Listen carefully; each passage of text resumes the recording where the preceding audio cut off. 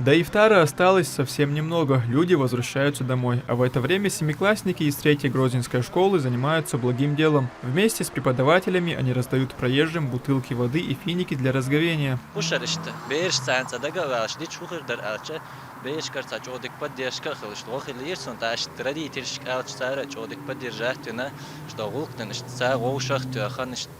ديل شيدو على ديل دوق ساخر دركم ديل صلى عليه وسلم حديث مدوي مارك داستي تنشون مارك قابن سنيالو او إهم دقادوش اشتميل خربات سرتيش البير شان تاكزك بوي بوسو بدين чуди лош اشت ин акция дейл шиду адамукла. Такую акцию школьники проводят с большой радостью, ведь взамен они получают не только доброе слово проезжих, но и награду от Всевышнего.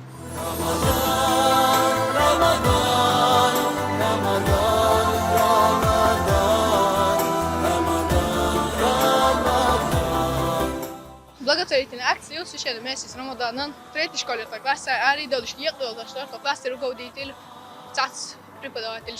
Васана Камар Дасталиш Свиник Шахилуш.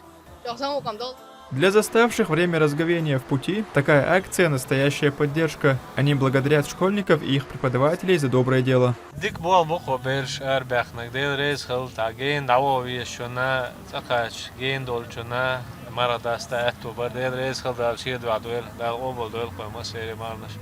Все финики с водой розданы. Такую акцию школьники планируют проводить в каждый Рамадан.